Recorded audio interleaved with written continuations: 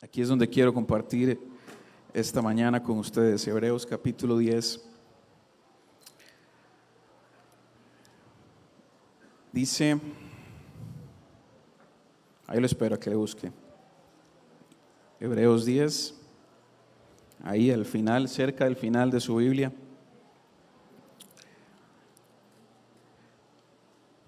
Vamos a leer a partir del verso 23.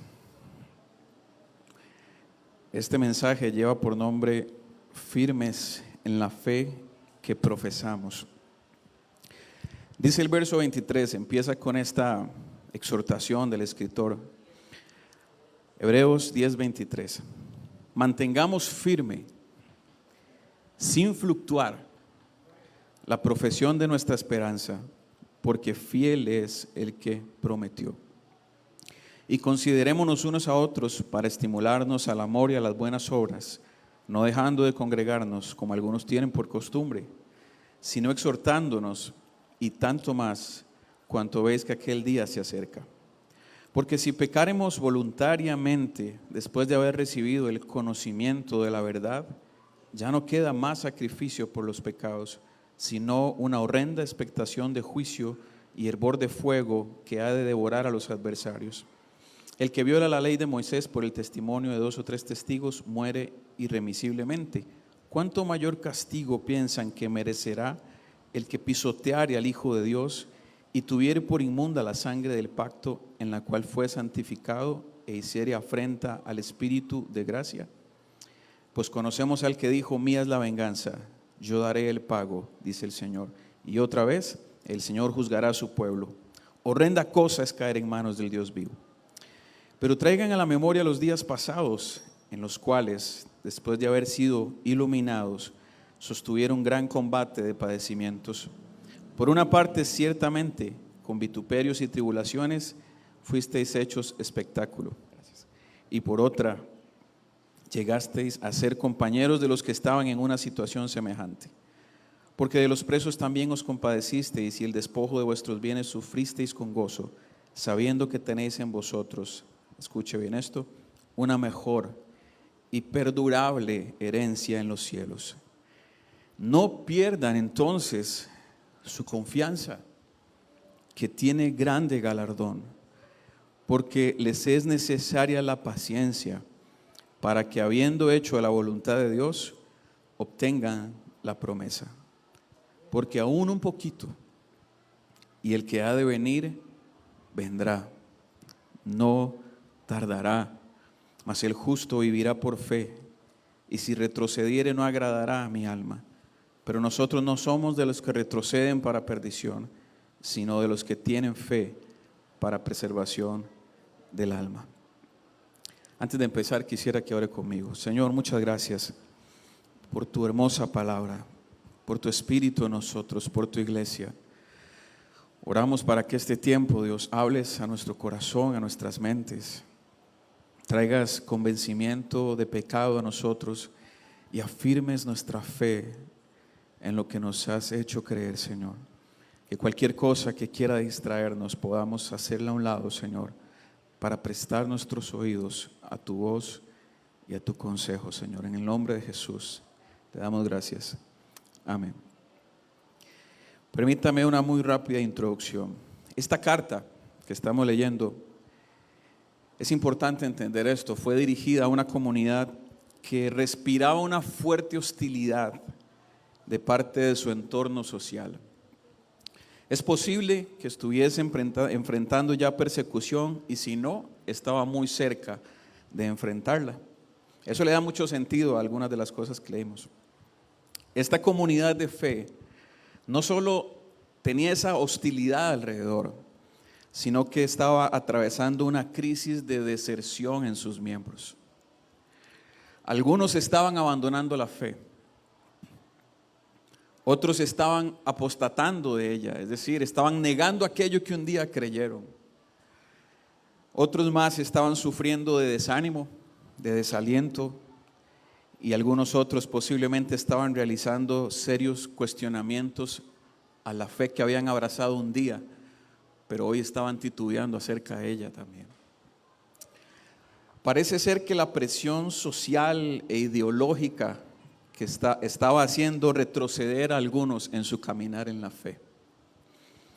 Independientemente de quienes piensan que la salvación es algo que se puede perder o de los que consideran que eso no es posible, lo cierto es que algunos de los que formaban parte de la iglesia, de la comunidad de fe a la que se dirigía esta carta, se estaban alejando de ella, de la iglesia, de la fe, de lo que creían. Eso estaba pasando en la iglesia a la que fue dirigida esta carta. Ahora le pregunto, ¿ve usted alguna similitud de esta realidad que le acabo de describir, de las personas que recibieron esta carta ahí cerca del año 50, 70 después de Cristo, con nuestros días? ¿Se le parece en algo ese contexto al que tenemos hoy nosotros en nuestros días?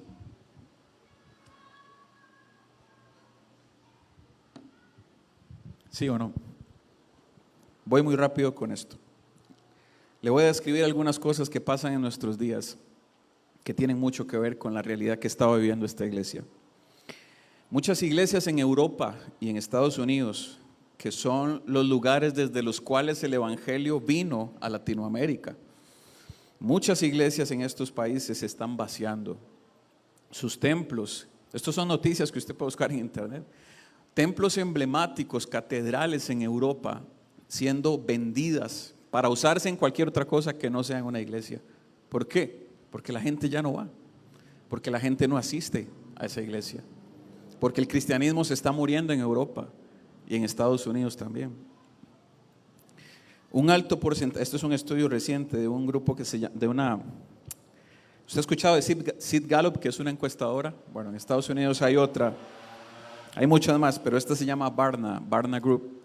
Recientemente publicó un estudio donde muestra el alto porcentaje de jóvenes que abandonan la iglesia al cumplir la mayoría de edad. Eso en nuestros días. La iglesia en general muestra cada vez más rasgos de libertinaje y cada vez está más interesada en vivir para sí misma que para la gloria de Dios.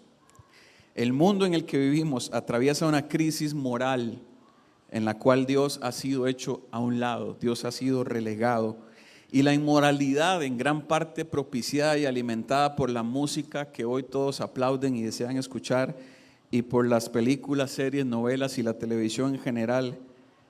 Todo eso está afectando significativamente a esta generación. El mundo entero ha sido profundamente dañado por la imposición política que introdujo la ideología de género y que impulsó el ultrafeminismo moderno, por decir solo dos cosas. Las redes sociales y la tecnología han provocado que tengamos una generación que cada vez estudia menos, cada vez se esfuerza menos, cada vez busca obtener todo más fácil y más rápido, cada vez se preocupa más y se preocupa en exceso por su apariencia y se obsesiona con satisfacer todo lo que su corazón desea y le pide. Eso podemos conocerlo como hedonismo también. El raciocinio, la capacidad de pensar, de razonar, de cuestionar, ha mermado, se ha ido perdiendo. Fácilmente creemos cualquier discurso que escuchamos en redes sociales. La generación anterior leía mucho, leía muchísimo, y cuando usted lee, desarrolla la capacidad de pensar, de razonar, de sintetizar, de cuestionar. Hoy nadie lee, solo ven videitos de 30 segundos. Eso hace que ya vayamos perdiendo nuestra capacidad de razonar. Los jóvenes creyentes llegan a la universidad generalmente sin haber creado una base sólida de sus creencias y de su fe.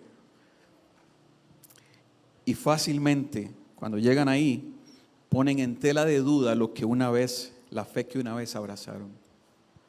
No saben por qué creen, no saben en qué creen, no están realmente convencidos en sus corazones. Y ante los cuestionamientos de un montón de profesores ateos que hoy abundan en los círculos académicos, por lo menos de los últimos 20 años para acá, estos jóvenes que llegan a la universidad y salen de nuestras iglesias llegan sin argumentos para seguir creyendo. Cualquier absurdo argumento de un ateo tira al suelo su creencia y su fe en Dios. La mayor parte de la generación anterior, y entiéndase la generación anterior como aquellos que superan los 40 años, desde la perspectiva que quiero darles, la mayor parte de esta generación, digo la mayor porque voy a hablar de generalidades, no de que todo es así, pero la mayor cantidad de personas que superan 40 años tuvieron una muy poca oportunidad de desarrollo intelectual, académico, de estudiar, de prepararse, de formarse. Pocos la tuvieron, pero fue una generación muy consciente de su condición pecaminosa y de su necesidad de un Salvador. Por esa razón, cuando esta generación escuchó el Evangelio, no necesitó de mucha argumentación, no necesitó de muchas explicaciones, no necesitaron que los convencieran para creer y para recibir el regalo de la salvación. Eran muy conscientes de su necesidad de ese Salvador. No solo recibieron el Evangelio, respondieron a él con un corazón agradecido, buscaron conocer personalmente a ese Dios que los salvó, dedicaron horas a vigilar, a ayunar, a orar, a buscar retiros, a tener extensos periodos de oración, lectura disciplinada de las Escrituras. Así mostraron su respuesta a esta obra que Dios hizo en ellos. Pero no solo eso, también entregaron sus vidas en servicio a otros. Llenaron Latinoamérica con el Evangelio, predicando en toda Latinoamérica, haciendo misiones, haciendo trabajo social. Todo esto caracteriza a la generación de cristianos que superan los 40 años de edad. Pero la generación actual, que es los que están por debajo de 40, yo ya llegué a 40, ya no puedo decir estamos. Yo estoy estrenando 40, pero yo estoy en el medio, ¿sí? De aquí para abajo, de nuevo, generalidades, no pasa con todos, pero en la gran mayoría es una generación que ha tenido una mayor oportunidad de estudiar, de prepararse, de formarse académica e intelectualmente, diferente a sus padres. Ha tenido la capacidad y la oportunidad de cuestionar todo lo que escucha. Pero en lugar de que eso sea algo que juegue a su favor para fortalecer su fe, para poder defender incluso lo que cree, más bien le ha llevado a desechar las enseñanzas de sus padres en la fe, de quienes los preceden. Muchos de esta nueva generación consideran, por un corazón orgulloso, que los preceden son ignorantes.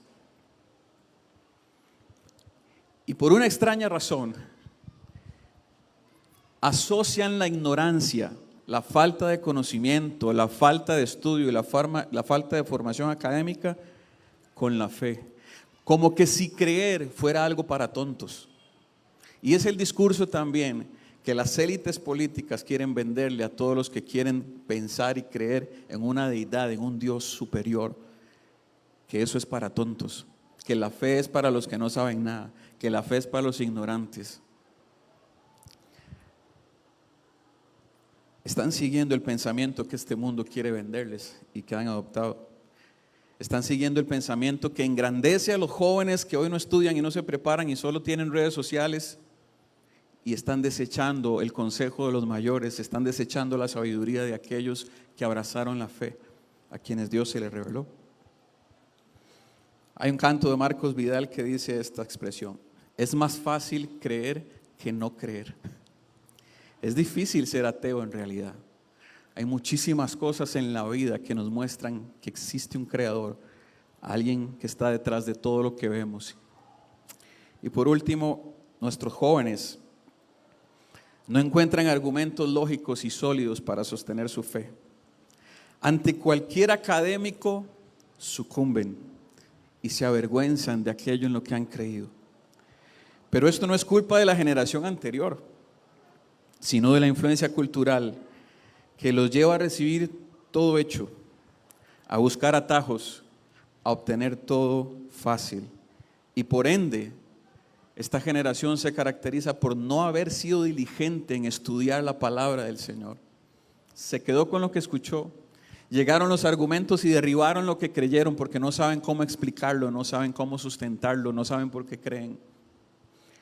se caracterizan por no haber sido diligentes en su mayoría, por estudiar la palabra, por no esforzarse por buscar a Dios de una manera personal, por conocer a ese Dios del que le han hablado y por comprender sus planes y su voluntad como sí lo hicieron sus padres. Podría seguir argumentando con una larga lista, pero me voy a limitar a decir lo que es evidente. Las iglesias latinoamericanas que fueron llenas con la generación de nuestros padres, hoy se encuentran cada vez más vacías. Hoy la iglesia está muriendo. Hoy los jóvenes desertan de la fe. Esa es la realidad. Esa privilegiada y sabia generación que recibió con gozo y con gratitud el evangelio, ya se está muriendo. Son personas que hoy vemos partir a la presencia del Señor con el premio, con el galardón de haber terminado la carrera, pero ya están muriendo. Y sus sucesores, los que vienen después, lo que están haciendo en vez de seguir su ejemplo es abandonando la fe, saliendo del camino, dejando de creer, andan buscando lo suyo, están dándole la espalda a Dios. Dentro de esta nueva generación hay algunos sobrevivientes, les voy a decir así. Algunos que están aquí y en la iglesia en general me refiero, a sabiendas en su corazón de que no hay otro camino que no sea Cristo. Eso algunos lo tienen claro. Reciben y disfrutan lo que viene de parte de Él, pero tal vez están viviendo su fe en desánimo. Tal vez están viviendo su fe de una manera tibia o mediocre. Tal vez se están sintiendo secos, tal vez se están sintiendo infructuosos, tal vez se sienten faltos de algo más real. Tal vez están sintiendo que no viven como cristianos, sino que sobreviven como tales. La iglesia de nuestros días atraviesa una enorme crisis, tal vez poco visibilizada, o tal vez la iglesia está tan entretenida con todo lo que está ofreciendo este mundo que ni siquiera se ha dado cuenta de la crisis que está atravesando. Ahora, veamos lo que este texto quiere decirnos relacionado con esto. Ante esta realidad que vimos tanto en el primer siglo como en nuestros días, de la deserción de la iglesia, de alejarse del camino del Señor, el autor de esta carta exhorta, llama la atención de quienes estaban titubeando en la fe y a la vez busca animar a quienes estaban desmayando y perdiendo su confianza y su esperanza en esto que han creído. Y para eso apela a recordar una de las verdades más trascendentales, más básicas de la fe cristiana, más esenciales. El ABC del cristianismo tiene este elemento: tenemos una esperanza en la vida eterna. Aquel que ha sido iluminado por Dios tiene su corazón y su mente puesto en algo eterno. Eso es un ancla, debe ser un ancla que sostenga nuestra fe. Porque todo lo que este mundo nos va a decir, nos va a golpear, y las ideas que nos va a transmitir van a intentar derribar esta verdad. Van a intentar que nuestra mirada sea desviada de lo eterno y que la pongamos en todo lo que está en este mundo. Pero la fe cristiana se sostiene en una verdad trascendental. Nos espera un destino eterno en los cielos. Y el autor de esta carta está intentando que la iglesia vuelva su mirada a las cosas eternas y que quite de sus ojos, de su corazón, las cosas terrenales, las cosas de este mundo. Veamos lo que empieza diciendo en el verso 23. Dice: mantengamos firme, sin fluctuar, la profesión de nuestra fe, porque fiel es el que prometió. Esto es lo que nos dice este texto. Es la fidelidad de nuestro Dios, no nuestra capacidad, lo que sostiene nuestra esperanza de vida eterna. Yo puedo abrazar y afianzarme y mantenerme firme en esta esperanza de vida eterna gracias a que es algo que Él prometió. No porque soy yo, no porque depende de mí estar agarrado de esta promesa para que no se pierda, para que no se desvanezca, no. Lo que sostiene esta promesa es que Él fue el que lo prometió. El escritor nos está exhortando a no soltar, mantengan firme, que no fluctúe, que no sea que hoy sí, que mañana no, que hoy sí creo, que mañana no creo. No, mantenga firme la esperanza que recibió de la vida eterna.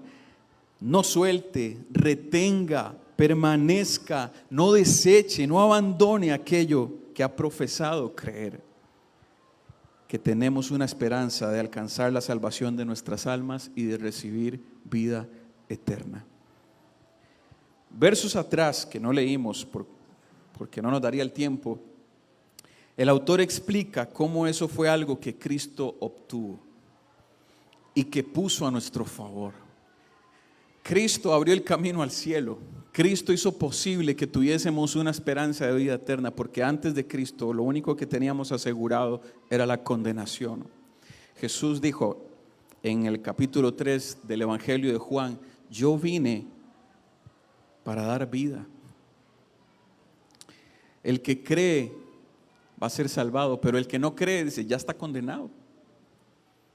La condenación ya era un hecho, pero Cristo hizo algo posible, que nosotros podamos tener vida eterna, eliminando así toda posibilidad de que nosotros podamos pensar que alcanzar la vida eterna es algo que yo pudiese lograr por mis propios méritos. Eso no es posible. Ya todos teníamos asegurada la condenación, pero Cristo vino para librarnos de la condenación y darnos vida eterna. Entonces, el autor justifica esta orden, este mandato, este imperativo de manténganse firmes sin fluctuar en la fe, poniendo como garantía la fidelidad de nuestro Dios, diciendo: si Dios dijo, eso va a pasar. Si Dios prometió una herencia en los cielos, Cristo antes de irse dijo: en la casa de mi Padre hay muchas habitaciones, hay muchas moradas. Donde yo voy a estar, ustedes, le dijo a sus discípulos, ahí ustedes también van a estar. Yo me voy a ir a prepararles un lugar para que donde yo estoy, también ustedes lleguen a estar. Él lo dijo, Él lo prometió. Recordemos las palabras de Pablo a Timoteo cuando le dijo: si nosotros fuéramos infieles, Él no. Él permanece fiel, porque Él no puede negarse a sí mismo. Ese es nuestro Dios. Versos 24 y 25 nos dicen esto: considerémonos unos a otros para estimularnos al amor y a las buenas obras, no dejando de congregarnos como algunos tienen por costumbre, sino exhortándonos, y todavía más cuando vemos que aquel día se acerca. Aquel día es el día final. El capítulo anterior termina recordándonos que hay un día final donde todos tendremos que responder ante el juez justo de la tierra. Ese es el último día, el día final.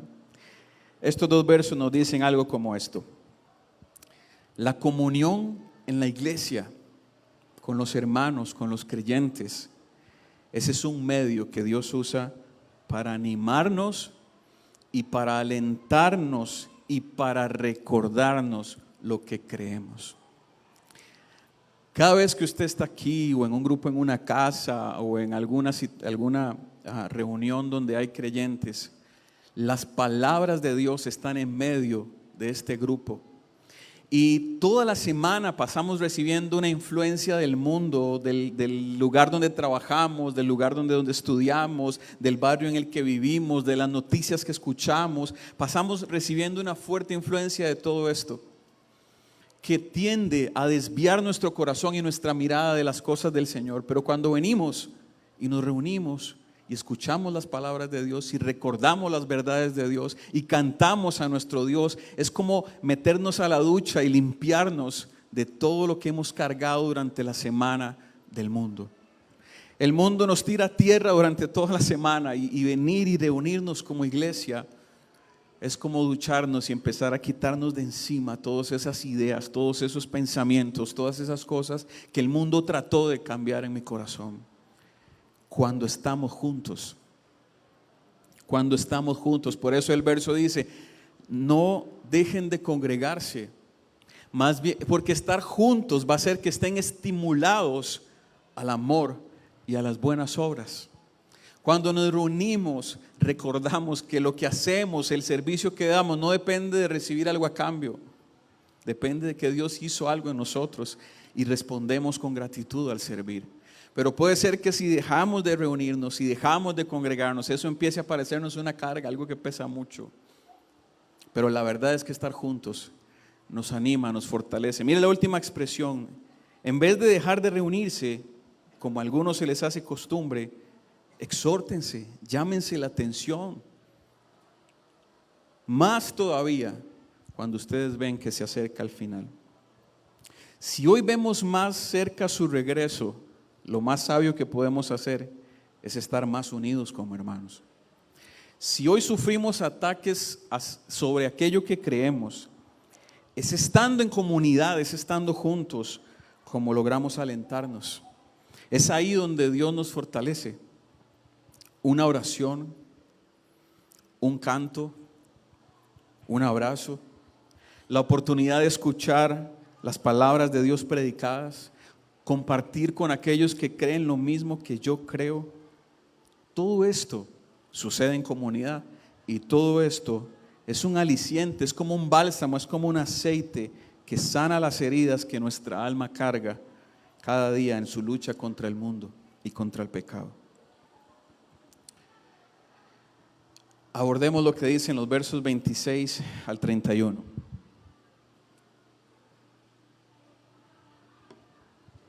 Estos son de aquellos versos que a veces quisiéramos como borrar y arrancar de la Biblia, porque son fuertes.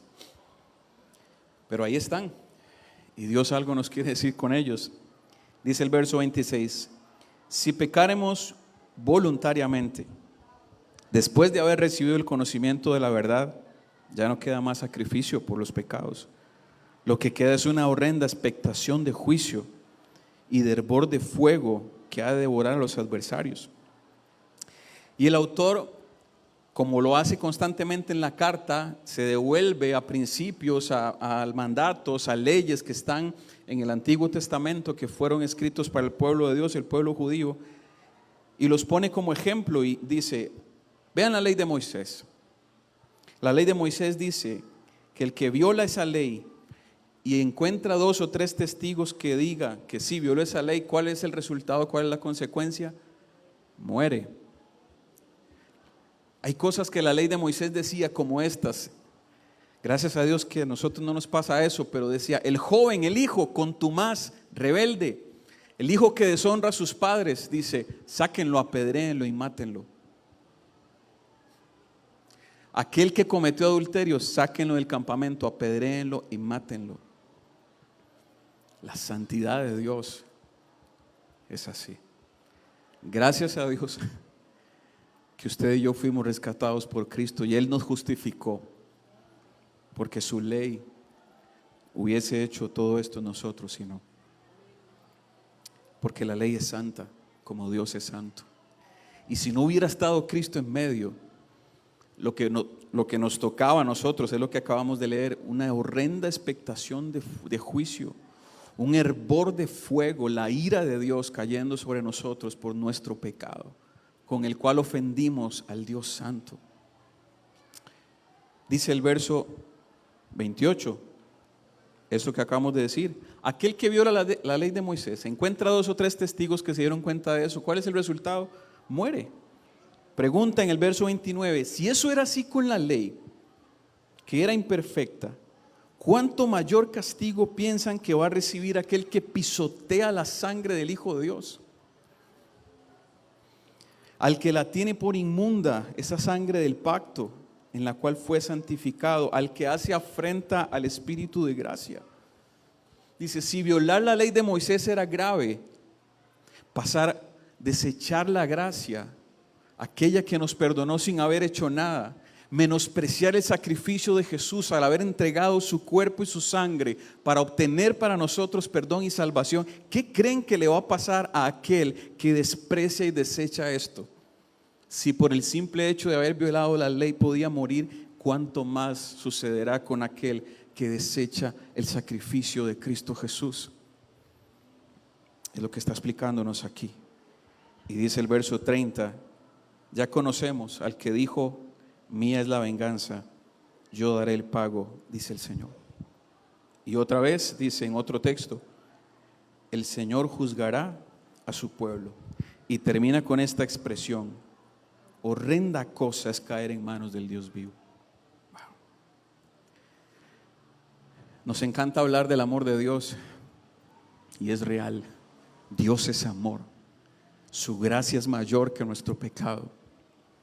Él hizo lo que nosotros no podíamos hacer y nos ofrece cada día una oportunidad de acercarnos. Nos ofrece misericordia cada día. Pero eso no borra la realidad de que Él es un juez justo y que también la palabra dice que Él no tendrá y no dará por inocente al que no lo es. Dios es tanto ese amor incomprensible como juez justo y un fuego consumidor. Esa es una realidad que no podemos olvidar. La santidad de Dios no es algo con lo que podamos jugar. Ahora, ¿qué nos transmite esta sección del texto? Bueno, que pecar de forma deliberada y voluntaria tiene como pago el justo juicio de Dios. Voluntariamente, vea lo que dice el verso 26, si pecáramos ¿cómo?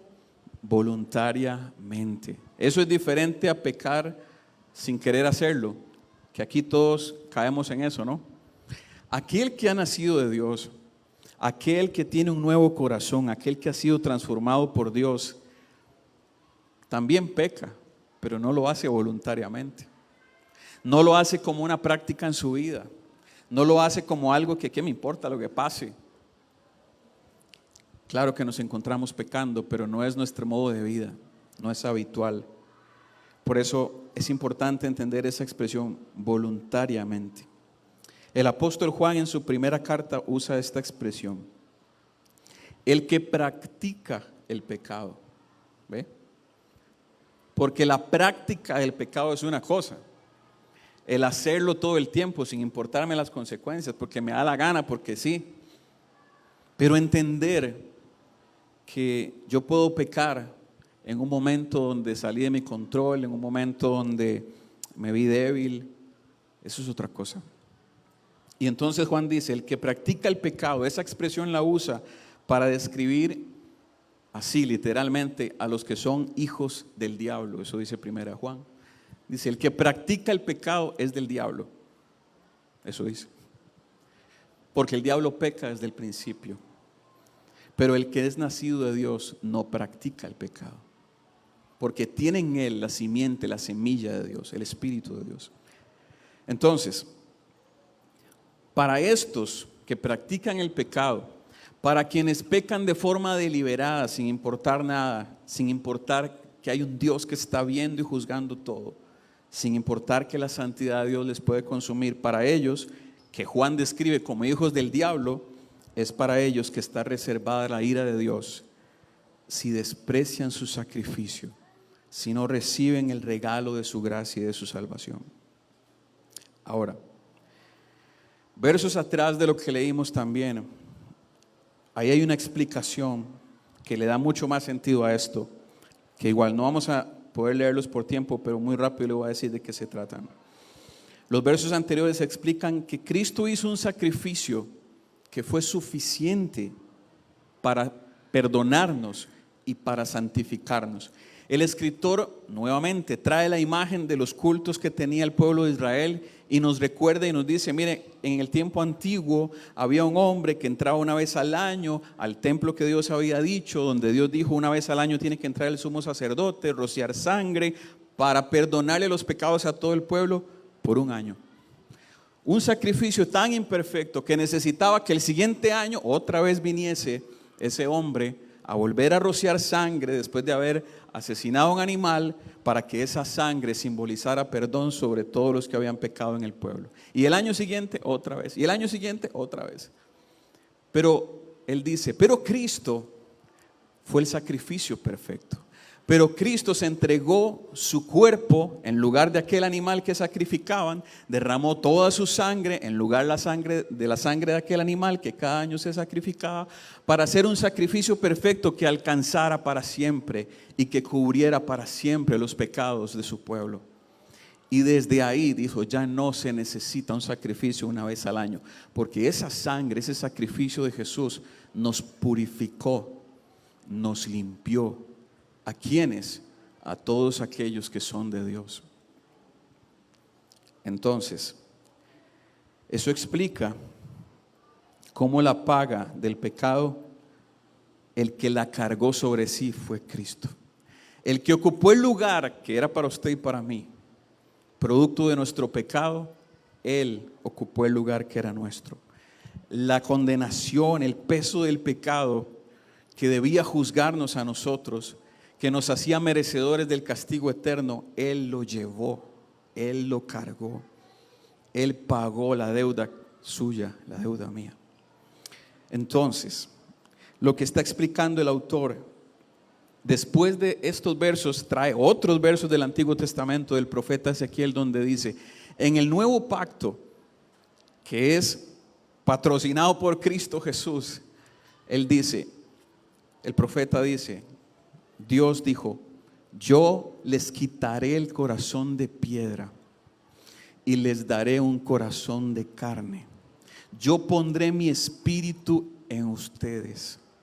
Entonces, lo que está diciendo es, si ustedes son personas regeneradas, si ustedes son personas que han nacido de nuevo, si ustedes tienen el Espíritu de Dios en ustedes, yo pondré mi espíritu en ustedes, ¿recuerda? Entonces, quienes tienen el Espíritu de Dios, como dijo Juan, no practican el pecado. Y lo que está diciendo en los versos que leímos básicamente es aquellos que no han nacido de nuevo, aquellos que no han puesto su confianza en Jesús como su Salvador, aquellos que creen que pueden salvarse por sí mismos, aquellos que ignoran que hay un Dios que todo lo ve, que es un Dios justo y santo, para ellos lo que les espera a ellos es un horrible juicio, una horrible paga de condenación eterna. Es importante entender esto. La obra que hizo Cristo en nosotros nos da seguridad de nuestra fe. Nos da seguridad de saber que nuestra vida no es una vida en la que pecamos de forma deliberada y voluntaria, no. Nos muestra que fuimos hechos limpios. Si usted lee luego más atrás, el verso 22, 21, nos muestra que somos limpios, perdonados y justificados. A los limpios, perdonados y justificados es a los que en el verso 23 les dice mantengan firme su esperanza.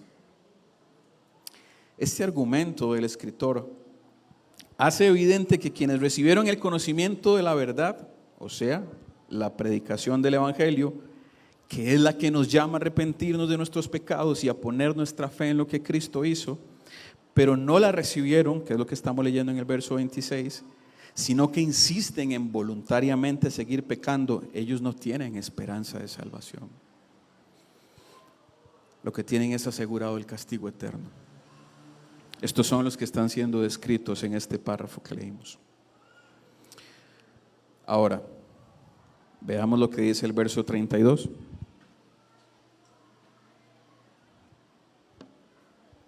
Y hasta el verso 35.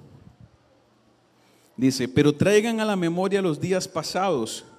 Recuerden, después de haber sido iluminados. Eso es muy importante. ¿A quién se está dirigiendo? A los que fueron iluminados.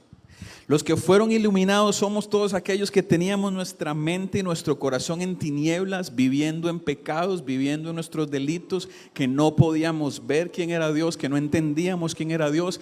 Y vino su palabra, su evangelio, su predicación y nos iluminó y abrió nuestro entendimiento para que pudiésemos comprender lo pecadores que éramos y nuestra necesidad de ese Salvador que hiciera lo que nosotros por nosotros mismos nunca hubiésemos podido hacer, justificarnos delante del juez justo. Si Cristo no interviene en nuestra vida, en el último día nosotros estaríamos parados frente al juez de toda la tierra y Él estaría juzgando nuestras obras y estaría pasándonos a la lista de los que quedaron condenados porque fueron hallados culpables de haber ofendido a su Creador, de haber pecado contra Él. Esa es la condición de todo aquel que no tiene a Cristo como su Salvador. Pero Cristo interviene y dice: yo pago la fianza. Lo que Él iba a pagar, yo lo pago en la cruz. Ahora la justicia, la inocencia de Cristo es imputada a todos aquellos, es vuelta a favor de todos aquellos que estaban condenados, pero dijeron: sí, yo sé que estoy condenado, yo sé que merezco el castigo eterno, yo entiendo hoy que ofendí con mi vida a este Dios santo, a este juez justo, y reconozco que no tengo forma de ser libre, soy culpable. Aquel que reconoce esto, es en ese momento donde el Salvador llega y dice: ok, yo pago su fianza, yo pago el precio por usted. Usted era culpable, pero yo pagué la fianza, ahora usted es libre, es inocente. El castigo que merecía ya no lo va a recibir. Eso es la obra del Evangelio en nuestras vidas. Estos son los que fueron iluminados, los que entendieron esa verdad, los que entendieron su pecaminosa condición, los que entendieron que estaban destinados al castigo eterno por haber ofendido a Dios. Y dice, para los que fueron iluminados, el verso 32, recuerden los días pasados, donde sostuvieron un gran combate de padecimientos. Por una parte, ciertamente con vituperios y con tribulaciones, ustedes fueron hechos un espectáculo.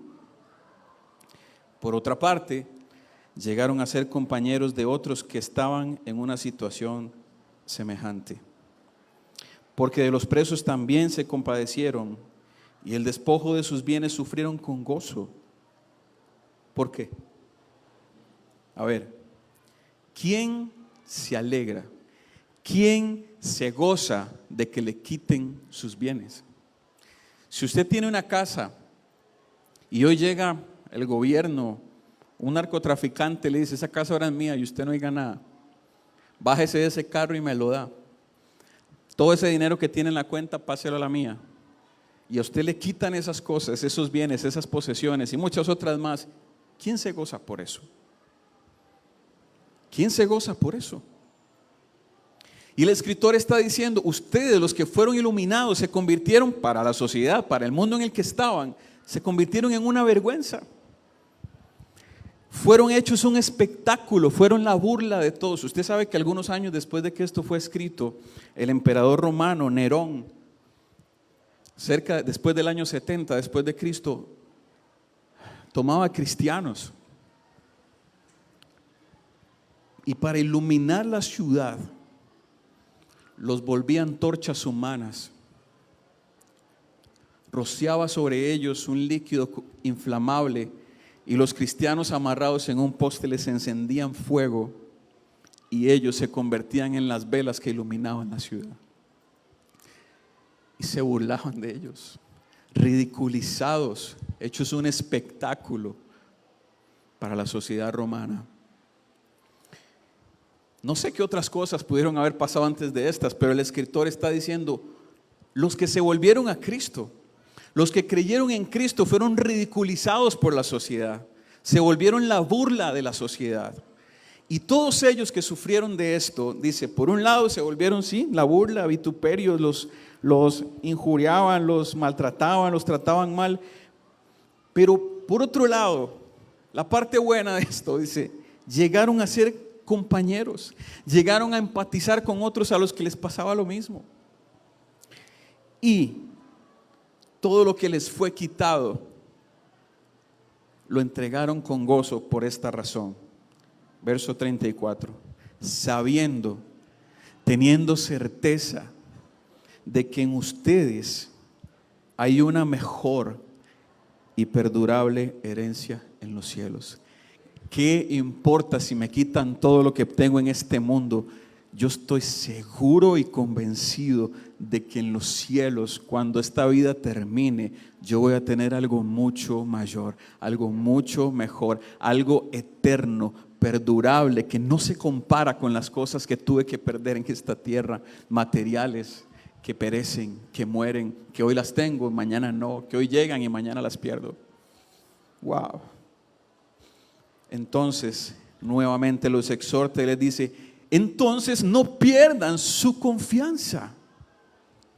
Si aquellos que sufrieron y padecieron por haber creído en el Evangelio, llegaron incluso a compadecerse de ellos también, de los que estaban presos por causa del Evangelio también, dice 35, ustedes no pierdan su confianza, porque esa confianza, ¿te dice?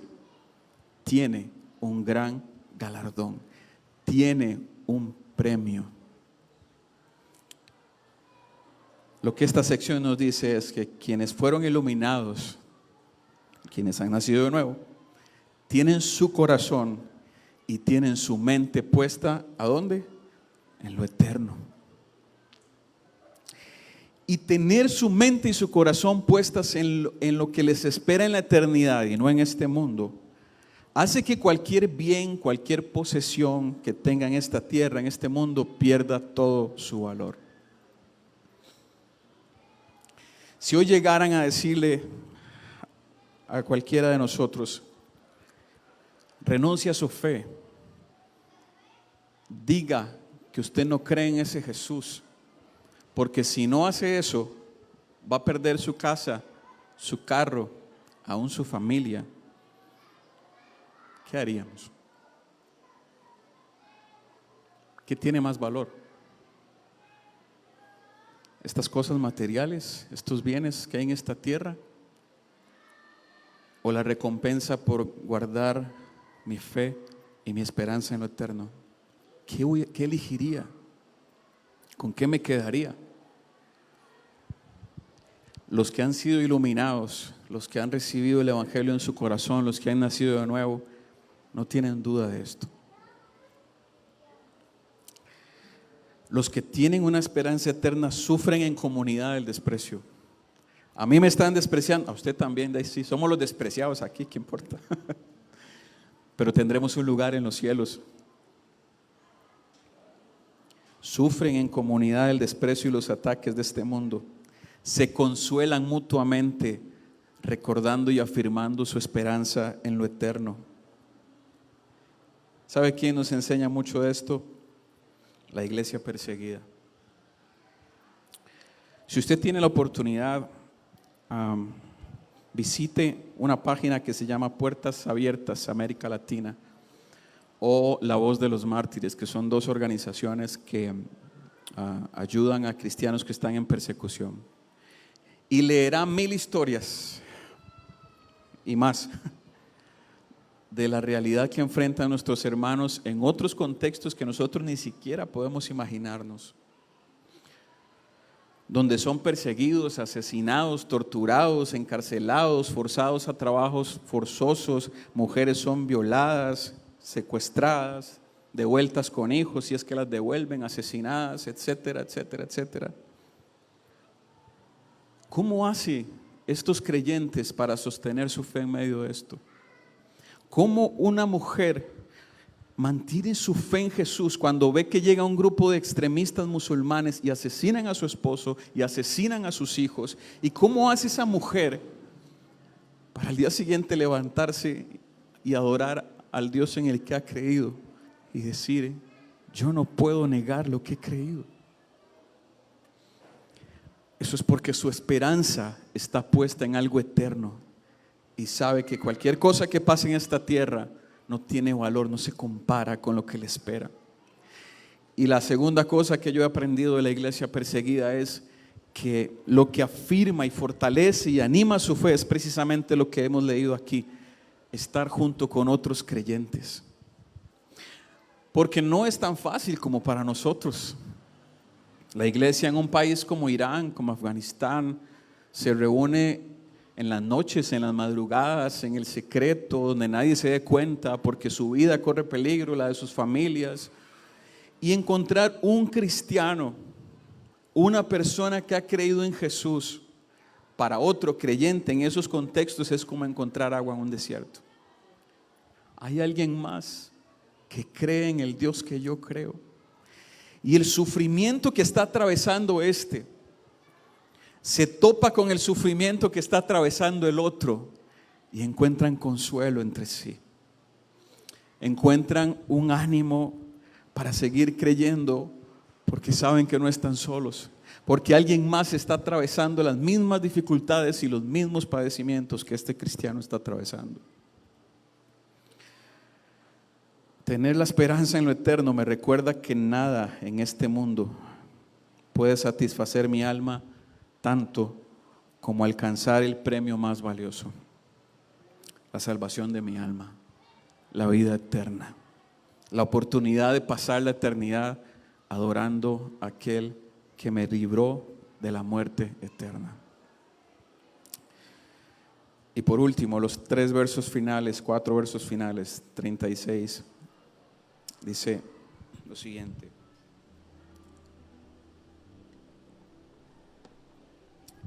les es necesaria la paciencia. Ustedes, los que han sido iluminados, necesitan la paciencia, para que, habiendo hecho la voluntad de Dios, obtengan la promesa eterna.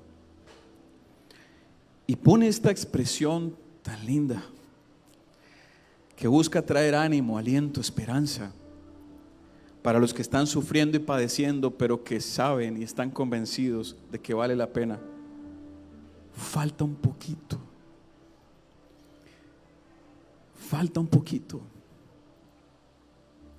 El que dijo que iba a venir, va a venir. No tardará, falta poco. Soporte un poco más. Aguante un poco más la embestida de este mundo. Soporte.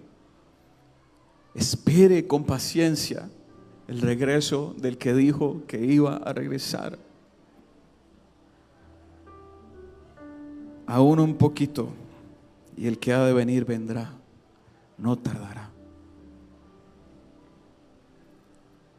Piensa en una persona que tiene una iglesia en su casa, en un contexto donde eso es prohibido, como el de Irán, por ejemplo, o en China, o en Corea del Norte, donde el gobierno considera criminales a los que tienen una iglesia en su casa. Los considera una amenaza para la sociedad. Y la policía llega y encarcela a quien lidera esa iglesia en su casa. Y le lleva a torturas. Y en las noches trastornan su sueño para que no duerma. Y golpean su cuerpo y flagelan su cuerpo y le causan tortura y dolor a su cuerpo, como el fundador de La Voz de los Mártires, Richard Gurbrand, que fue torturado en una cárcel también, y puede leer, hay una película acerca de eso, Torturado por Cristo, y puede verla y escuchar, y hay libros también. Al ser maltratado, lastimado físicamente, de una manera que posiblemente nunca nosotros hayamos experimentado. Una persona como estas, que está atravesando dolor físico, tortura, solamente por ser cristiano, solamente por haber puesto su fe en un Dios que el resto de la sociedad en la que vive no cree. Imagínese para esa persona escuchar estas palabras: soporte un poco más. Soporte un poco más el dolor, la aflicción, el sufrimiento. El que dijo que iba a regresar es en el que usted cree, por el cual está sufriendo todo esto. Ya casi regresa. No tardará. Y dice el verso 38 que el justo vivirá por fe. Vivirá con su mirada puesta en lo eterno. Vivirá creyendo y teniendo su esperanza en lo que espera después de este mundo. Y si retrocediere, no agradará a mi alma. Pero, dice el escritor, nosotros, los iluminados, los que hemos recibido al Señor, al Evangelio, nosotros no somos de los que retroceden para perdición. Somos de los que tienen fe para preservar el alma. La palabra paciencia que leímos en el verso 36, donde dice, es necesaria la paciencia para que habiendo hecho la voluntad de Dios obtengan la promesa.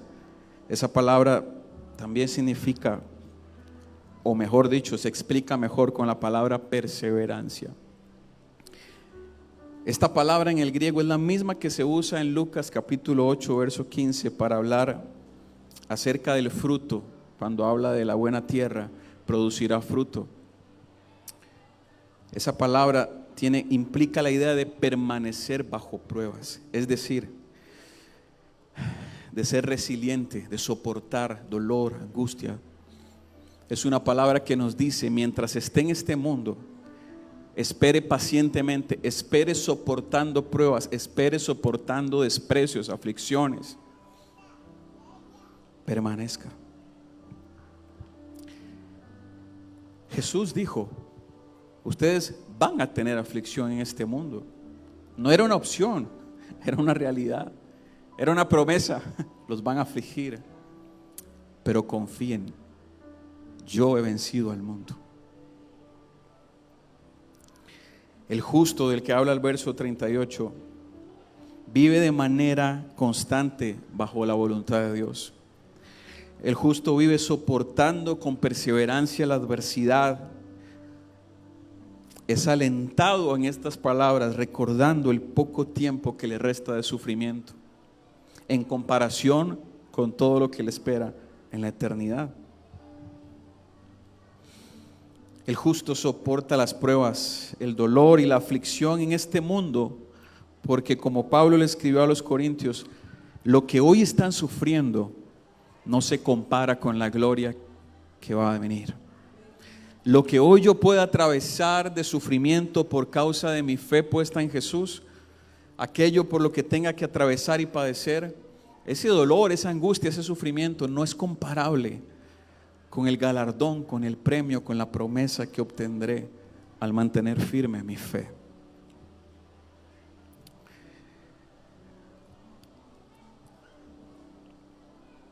Quien retrocede en la fe camina hacia la perdición, hacia el juicio de Dios. Pero quien persevera en ella continúa su camino hacia el resultado final que alimenta su esperanza, la salvación eterna de su alma. ¿Ven? Póngase de pie esta tarde y oremos juntos al Señor.